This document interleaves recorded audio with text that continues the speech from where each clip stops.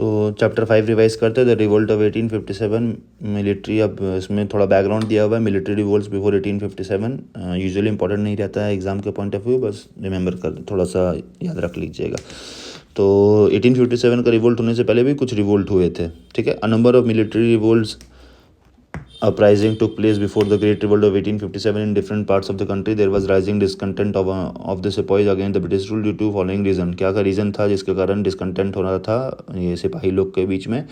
पहला रीज़न था डिस्क्रिमिनेशन होता था उनको पेमेंट एंड प्रमोशन में, मिसट्रीटमेंट होता था उनका ब्रिटिश ऑफिशियल के द्वारा, refusal of government to pay foreign service allowances, foreign जाते थे तो एक्स्ट्रा पैसा नहीं मिलता था, while fighting in remote region में भी उनको एक्स्ट्रा अलाउंस मिलता था। रिलीजियस ऑब्जेक्शन था उनका, religious objection of the high caste Hindus suppose to Lord Canning's general service and enlistment act 1856 ordering all recruits to be ready for service both within and outside India. Religious उस समय ये सोच था कि अगर समुद्र पार जाओगे तो आपका जात धर्म खत्म हो जाता है। तो अब क्वेश्चन ये बनता है कि जनरल सर्विस एनलिस्टमेंट एक्ट 1856 कौन लाया? तो लॉर्ड कैनिंग लाया, ठीक है। तो ये जो बाहर जाने का प्रक्रिया था, ये एक्ट कहता था कि आपको रेडी होना पड़ेगा बाहर, और मतलब इंडिया के बाहर भी लड़ाई करने के लिए। ये उनका रिलीजियस बिलीफ के खिलाफ था, because at that point of time sea cross करना was against the religion. So आगे बढ़ते हैं। Further the sepoy shared all the discontent and grievances social, religious and economic that afflicted the civilian population. Ignore it. पढ़ते हैं। The most important mutiny that broke out during the pre 1857 period. जो important mutiny थे 1857 से, विद्रोह हुए थे 1857 से पहले, वो कौन कौन से हैं उनका लिस्ट दिया हुआ है। सबसे पहला हुआ था सेपॉय म्यूटनी इन बंगाल इन 1764। फिर वेल्लोर म्यूटनी हुआ 1806 में। क्यों हुआ था? Turban, replacement of turban by a leather cockade was the cause.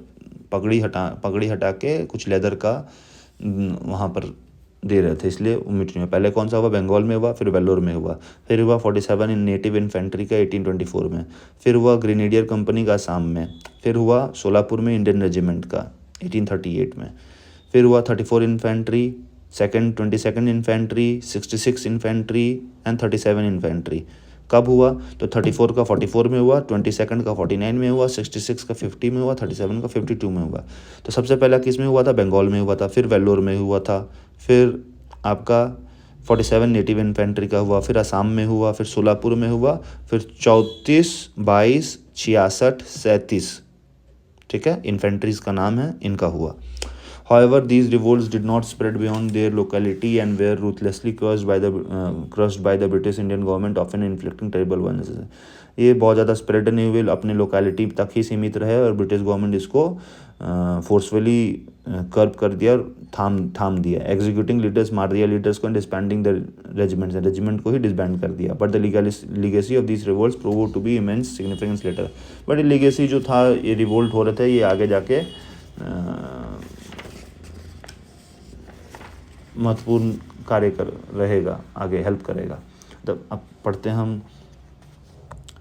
The major cause of revolt of 1857। क्या कॉज था 1857 का जो रिवोल्ट हुआ, उसका क्या कॉज था? कॉज सोशल कल्चरल कॉज भी था, इकोनॉमिक कॉज भी था, पॉलिटिकल कॉज भी था। तो इकोनॉमिक कॉज पढ़ते हैं पहले। इकोनॉमिक कॉज क्या था? हैवी टैक्सेशन था under new revenue system, taxation high था। Vicious low cycle due to high taxation. अब टैक्सेशन हाई है लेकिन पे ही नहीं कर पा रहे हैं भाई फार्मर्स, तो ये प्रॉब्लम था। Discriminatory tariff policy against Indian products. भाई इंडियन प्रोडक्ट में टैरिफ ज़्यादा है और इंपोर्ट होके उनका टैरिफ कम है, तो obviously they have had added advantage. तो टैरिफ पॉलिसी भी एक इकोनॉमिक कॉज था, जिसके कारण आदमी में हीन भावना आ रही थी, ठीक है। British rule meant misery to artisan and handicraftsman. तो ब्रिटिश रूल हो गया तो भाई जो नवाब थे उनका रोल कम हो गया। तो वो पहले नवाब जब सिंगर्स, आर्टिशंस, हैंडीक्राफ्ट्समैन उनके यहाँ उनके दरबार में जब काम करते थे तो उनको पैसा मिलता था, तब उनका भी हालत बेहालत में हो गया। तो ये भी एक रीज़न है। British policy and discourage Indian handicrafts and promoted British goods. सही बात है, इंडियन हैंडीक्राफ्ट कोई तवज्जो नहीं देते थे ब्रिटिश, और चाहते थे कि ब्रिटिश गुड बिके बिकॉज उनका माल बिके। Zamindars were also affected due to British use of quo warranto of land titles. Zamindar भी को भी फ़र्क पड़ रहा था ब्रिटिश जो उनका नियम था लैंड टाइटल्स को लेकर। Political cause, greedy policy of aggrandizement क्या है भाई, एग्रेंडाइजमेंट, इंक्रीजिंग, क्या लिखा हूँ मैं, वेल्थ, अच्छा ये पूरा वेल्थ जमा करना चाहते थे। British interference in succession matters, doctrine of lapse, Satara का जैसे आपने देखा, झांसी का देखा, झूठ मूठ का अब अडॉप्टेड सन है तो भी ये कब्जा करना चाहेंगे, तो ये भी एक रीज़न था डिसकंटेंट लोगों के बीच में हुआ। Frequent use of subsidiary alliance and other policies, subsidiary alliance करते थे, ज़बरदस्ती आप उसका पार्टनर बनिए, कोर्ट में आदमी रखिए, पैसा दीजिए, ये सब प्रॉब्लम था। Administrative causes, rampant corruption and company administration, कम करप्शन था। English imparted foreign alien look, भाई फॉरेन दिखते थे तो भाई हम उनको अपना मानते नहीं थे। सोशल रिलीजियस कॉज क्या था, तो भाई ये रिफॉर्म करने की कोशिश की सती का, जो उस समय आदमी रेडी नहीं थे सती को हटाने के लिए, तो एक प्रॉब्लम था। वीडो का रीमैरिज, उस समय वीडो रीमैरिज होना बहुत बड़ी बात थी, तो वो भी लोगों को पसंद नहीं आ रहा था।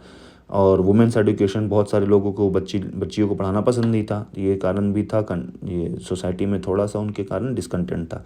द रिलीजियस डिसेबिलिटी एक्ट 1856, जो कि आपका ये लेके आए थे लॉर्ड कैनिंग, उन्हीं का नोट दिया हुआ यहाँ पर। Which modified Hindu customs, change of religion would not debar from inheritance. ये रिलीजियस डिसेबिलिटी एक्ट ये कहता है कि अगर आप हिंदू रिलीजन मतलब कोई भी रिलीजन में चेंज दूसरे रिलीजन में जाते हो तो आपको ख़ानदानी प्रॉपर्टी मिलेगा, जो कि पहले नहीं हुआ करता होगा, ठीक है। Government decision to tax mosques and temple, government decide किया कि मॉस्क और टेम्पल में भी टैक्स लगेगा, ये भी प्रॉब्लम हुआ। इन्फ्लुएंस ऑफ आउटसाइड इवेंट हो रहे थे, उसके कारण भी इन्फ्लुएंस हुआ। British suffer serious losses that, first Afghan war हारे, क्रीमियन वॉर हुआ, पंजाब वॉर हुआ, संथाल रिबेलियन हुआ, ये सब ब्रिटिश का वीकनेस दिखाया, ठीक है। ये सब major causes of this can be cause you this question can be asked in mains, prelims perspective से, not so important, just read it, it's very common, ठीक है। था 6 पॉइंट है आपका, डिसकंटेंट था सपाई के बीच में, कंडीशन सर्विस का ख़राब था। इंट्रेशन इन रिलीजियस बिलीफ, झूठ मूठ कर रिलीजियस बिलीफ में घुसते थे। क्या रिलीजियस बिलीफ में घुस रहे थे, क्रॉसिंग सी क्रॉस करने बोलते थे, लड़ाई करना है कहीं और, तो जिसके कारण उनका कास्ट चला जाता है। ये बिलीव था कि सी क्रॉस करने से आपका जाति चला जाता है।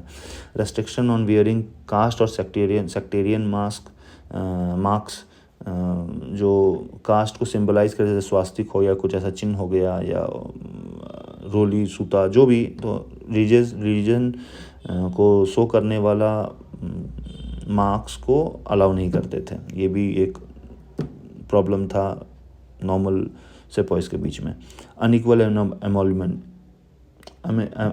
एमोल्यूमेंट्स था, भाई ब्रिटिश सोल्जर्स को ज़्यादा पैसा था, इनको कम पैसा था। Discriminated racially in matters of promotion privilege, Britishers को जल्दी प्रमोशन मिलता था, इनको नहीं मिलता था। अच्छे पोस्ट में वो थे, इनको अच्छा पोस्ट मिलता ही नहीं था, ठीक है। तो टॉपिक आता है beginning and spread of revolt. सबसे पहले क्या हुआ था, स्पार्क पॉइंट कहाँ हुआ था, mixing of bone dust in atta flour and plus introduction of Enfield rifle. पहले तो आटा में हड्डी का चूरा मिलाया गया, और एनफील्ड राइफल जिसमें कार्ट्रिज जो था उसको दांत से खोलना पड़ता था, और वो रिपोर्टेडली बना हुआ था बीफ और पिग फैट से, ठीक है।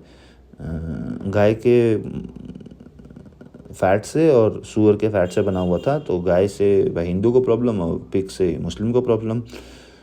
इससे डिफेक्शन हुआ सपोई के बीच में।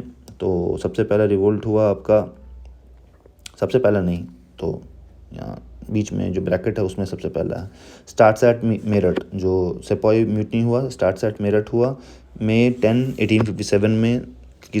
कौन वहाँ पर इन्फेंट्री का नाम क्या था, थर्ड नेटिव इन्फेंट्री। तो अगर क्वेश्चन ये आ जाए कि मेरठ में कौन सा इन्फेंट्री था जो रिवोल्ट किया, थर्ड किया, ठीक है।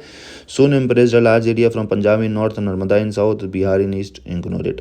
बिफोर मेरठ से भी पहले there were rumblings in various cantonments, ठीक है।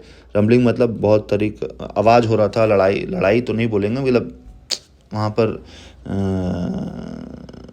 वहाँ पर भी हलचल हो रही थी दूसरे कैंटोनमेंट्स में। तो 19 नेटिव इन्फेंट्री जो बैरमपुर में था रिफ्यूज़ कर दिया कि एनफील्ड राइफल हम यूज़ नहीं करेंगे, इन फरवरी 1857 में ही। ये कब हुआ मेरठ में सेपॉय म्यूटनी, 10 मई को, ये फरवरी में ही रिवोल्ट कर दिया। तो a young sepoy Mangal Pandey of 34 native infantry fired at surgeon major in Barrackpore, executed on April 6, 1857, ठीक है। बिफोर मेरठ में दो छोटा म्यूटनी हुआ एक 19th नेटिव इन्फेंट्री का बहरमपुर में, जहाँ पर वो लोग मना कर दिए इनफील्ड राइफल यूज़ करने के लिए। और फिर एक मंगल पांडे 34 नेटिव इन्फेंट्री का बैरकपुर में रिवोल्ट किया तो उसको फांसी हो गया 16 अप्रैल 6 को। फिर मेरठ में वापस आते हैं मेरठ का कहानी में। मेरठ में क्या हुआ, 9 मई को 85 man were dismissed and sentence to 10 year prison. 85 आदमी को डिसमिस कर दिया सर्विस से और 10 साल का उनको कठोर कारावास हुआ। This sparked off a general mutiny among Indian soldiers at Meerut. ये जनरल म्यूटनी पैदा किया इंडियन सोल्जर, वो खिलाफ हो गए ब्रिटिश गवर्नमेंट के। 10 मई को क्या हुआ, एक दिन बाद they release their imprisoned comrades, kill their officer and unfurled the banner of revolt. भाई अपने ऑफिसर को मार दिए, अपने आदमी को छुड़वा लिए और रिवोल्ट का ये बिगुल बजा दिए। Chose Bahadur Shah symbolic head. Bahadur Shah two जो उस समय थे मुग़ल के एम्परर, उनको सिंबॉलिक हेड बना दिया गया। लॉन्ग रूल ऑफ मुगल क्यों बनाया गया था, long rule of Mughal dynasty had become the traditional symbol of India. बहुत दिन राज किए मुगल तो ट्रेडिशनली ये रूलर कहलाते थे इंडिया के, इसलिए उनको सिंबॉलिक हेड बनाया गया। Bahadur Shah after initial vacillation wrote letters to all chief and rulers to join revolt and replace British regime. ठीक है। The entire Bengal army soon rose with spread quickly. Awadh Rohilkhand यहाँ पर रिवोल्ट होना चालू हुआ। आगे बढ़ते हैं। सिविलियंस ज्वाइन किए इस रिवोल्ट में, pageants, artisans, shopkeepers, day labourers, zamindars, religious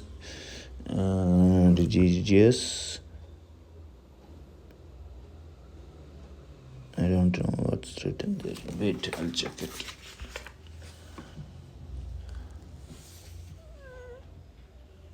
I think religious, उसके बाद merchants होगा, priest and civil servant. Peasants attacked moneylenders and zamindars, destroyed moneylenders' account books and debt record. ये सब ज़्यादा इम्पोर्टेंट नहीं है। ये इम्पोर्टेंट स्टॉर्म सेंटर्स कहाँ था, दिल्ली में कौन था, बहादुर शाह था। बट रियल कमांड किसके पास था, जनरल बख्त खान के पास था, जो कि बरेली से ट्रूप्स लेके आए थे। ठीक है। कानपुर में कौन थे, नाना साहेब थे। लखनऊ में कौन थे, बेगम हजरत महल थे। बरेली में कौन थे, खान बहादुर थे। बिहार में कुंवर सिंह थे। फैज़ाबाद में मौलवी अहमदुल्ला था। झांसी में रानी लक्ष्मीबाई थी। ठीक है। March towards Gwalior after the loss of Kanpur were hailed by Indian soldiers. India local rulers sided with English and took shelter at Agra. Gwalior was recaptured by English in June 1858. ठीक है। तो दिल्ली में कौन, बहादुर शाह। कानपुर में कौन, कानपुर में नाना जी। लखनऊ में बेगम हजरत महल। बरेली में खान बहादुर। बिहार में कुंवर सिंह। फैज़ाबाद में मौलवी अहमदुल्ला। झांसी में रानी लक्ष्मीबाई को जब टाटा तोप मिले तो वो मार्च किए ग्वालियर की तरफ। ग्वालियर में कौन थे, हम लोग पहले भी पढ़े हैं, सिंधिया थे। सिंधिया साइड हो गए ब्रिटिश के, वो छोड़ दिए और शेल्टर ले लिया आगरा में। ग्वालियर रिकैप्चर हुआ इंग्लिश का 1 साल बाद। For more than a year the rebels carried on the struggle. 1857 में चालू हुआ था, उसके 1 साल तक ये कंटिन्यू हुआ। सप्रेशन ऑफ रिवोल्ट सप्रेस कैसे किया गया, ब्रिटिश कैप्चर दिल्ली ऑन 20 सितंबर 1857 को ब्रिटिश कैप्चर कर लिया Delhi. After bitter fighting, John Nicholson leader थे ब्रिटिश के साइड से, सकम टू इंजरी, वो मर गए, इंजरी उनको हो गया। बहादुर शाह को प्रिजन बना दिया गया। रॉयल प्रिंसेस को मार दिया गया और बहादुर शाह को रंगून, जो कि आज का म्यांमार है, वहाँ पर भेज दिया गया, जो कि वो 1862 में मर गए। ठीक है। Sir Colin Campbell occupied Kanpur में कौन था, अप्पा साहिब था, राइट, नाना साहिब था, सॉरी, कानपुर में नाना साहिब था तो उसको कॉलिन कैम्पबेल कैप्चर किए। नाना साहिब फ्लड हो गए नेपाल में और उसके बाद कभी उनको नाम सुना नहीं गया। Tatya Tope escape to jungles of central India, was captured and killed. Tatya Tope को मार दिया गया अप्रैल 1859 में। Jhansi was recaptured by Sir Hugh Rose. Rani died on the battle 1858 में ही रानी लक्ष्मीबाई मर गई थी, वीरगति को प्राप्त हुई। 1859 में कुंवर सिंह जो बिहार के थे, बख्त खान जो आपका दिल्ली वाले थे, Khan Bahadur Khan of Delhi, Bareilvi, Maulvi Ahmadullah etcetera were all dead, while Begum of Awadh was compelled to hide in Nepal. By 1859 English empire reestablished all over India, right. तो इसमें कुछ इंपॉर्टेंट ज़्यादा नहीं है, बस ये इंपॉर्टेंट है कि कानपुर में कौन था, लखनऊ में कौन था, बरेली में कौन था, बिहार में कौन था, फैज़ाबाद में कौन था, झांसी में कौन था।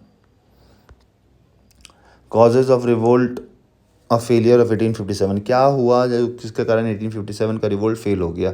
ऑल इंडिया पार्टिसिपेशन नहीं था। तो क्वेश्चन में ये स्टेटमेंट आ जाएगा कि in 1857 all India participation was there. नहीं था। ऑल क्लासेस डिडेंट ज्वाइन, भाई ऑल क्लास नहीं ज्वाइन किए थे। स्टेटमेंट आएगा कि ऑल क्लासेस ज्वाइन, आपको जैसे पीछे पढ़ के लगेगा कि पीजेंट भी ये, मनी लेंडर भी सब हुए, लेकिन नहीं, all classes didn't join. Big zamindar, Scindia, Holkar, ruler of Patiala Sindh didn't join, ठीक है, did not join. Poor arms and equipment, arms नहीं थे भाई। अनकोऑर्डिनेटेड एंड पुअरली ऑर्गेनाइज थे। नो यूनिफाइड आइडियोलॉजी, भाई करना क्या है इनको, हराना तो है, उसके बाद क्या, पॉलिटिकल पर्सपेक्टिव नहीं था इनका। कॉन्सिक्वेंसेज ऑफ रिवोल्ट, कॉन्सिक्वेंस क्या हुआ रिवोल्ट का? Revolt of 1857 marks a turning point in the history of India. It led to the changes in the system of administration and policy of the government. British crown took over, अब ये east India company नहीं रहा, अब crown, राजा ले लिया इसको। Company, crown took over and company rule was abolished, company rule खत्म हो गया। Queen proclamation was announced by Lord Canning, ये क्वेश्चन बनता है, who announced the queen proclamation in darbar of Allahabad? That was Lord Canning, ठीक है। क्वीन का वे बोले कि now the India belongs to the queen of England, ऐसा प्रोक्लेम किए होंगे। कब किए थे? 1858 में किए, नवंबर 1 में। The era of annexation and expansion ended, अब वो एरा ख़त्म हो गया जब एक्सपेंशन और एनेक्सेशन होता था। अब ब्रिटिश प्रॉमिस किया कि हम रेस्पेक्ट करेंगे लोकल रूलर का डिग्निटी और राइट्स, ठीक है। The army was reorganise and British military policy came to be dominated by the idea of division and counterpoise. Indian states were henceforth to recognize the paramountcy of the British Crown and were to be treated as a part of single charge. Racial hatred and suspicion between India and the English aggravated. Indians और English के बीच में जो hatred था वो और बढ़ गया। नोट, हैड अ सिंगल, ये बोला है कोई, had a single leader of ability arisen among the rebels we must have been lost beyond redemption. John Lawrence बोले कि कोई एक सिंगल आदमी, एक लीडर ऐसा खड़ा हो जाता इन रिबल्स के बीच में तो हम लोग बड़ी बुरी तरह से हारते। इट वॉज, दूसरा आदमी एक कोट किया है, it was far more than a mutiny yet much less than a first war of independence, Stanley Wolpert, ठीक है। तो ये एक बोले थे, ये अगर 1857 में कोई क्वेश्चन मेंस में आता है तो इनका कोट कर सकते हैं। That's it, 1857 is over. That was the most shortest 1857 का थिंग। अभी आपको क्या इंपॉर्टेंट याद रखना है, रिवाइज कर लेते हैं। ये लॉर्ड कैनिंग याद रखता है, लॉर्ड कैनिंग प्रोक्लेमेशन किए, ठीक है। ऑल इंडिया पार्टिसिपेशन नहीं था, क्लास नहीं ज्वाइन किए थे, बाकी तो आप समझ जाएंगे। पुअर आर्म्स तो ऑब्वियसली होगा, अनकोऑर्डिनेटेड होगा, ठीक है। फिर रिवाइज क्या करना है, ये दिल्ली में कौन था? खान बहादुर शाह के साथ जनरल बख्त खान। कानपुर तो नाना का कान हल्का रहता है। लखनऊ में बेगम हजरत महल थी, लखनऊ में महल है भाई, तो बेगम हजरत महल। बरेली में खान बहादुर, तो पीके। बिहार में कुंवर सिंह। फैज़ाबाद में Maulvi, sorry I am written something wrong, just to remember for my personal thing, so you can ignore it, I am sorry. Jhansi Rani Lakshmibai, ठीक है। फिर कौन सा नेटिव इन्फेंट्री मेरठ में था? थर्ड था, ठीक है। थर्ड से पहले 19th बेरमपुर में एनफील्ड कार्टिलेज बना किए। मंगल पांडे किसके थे? 34th के मंगल पांडे थे, ठीक है। ये हुआ। फिर आपका बिगनिंग क्यों हुआ था लड़ाई चालू?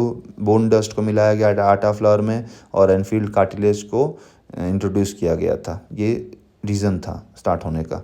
और major causes of revolt of 1857, major cause क्या था? जो ओवरऑल कॉज चल रहा था, इकोनॉमिक कॉज भी था, पॉलिटिकल कॉज भी था, एडमिनिस्ट्रेटिव कॉज भी था, सोशल कॉज भी था, आउटसाइड इवेंट भी था और डिसकंटेंट था सपाई के बीच में, ठीक है।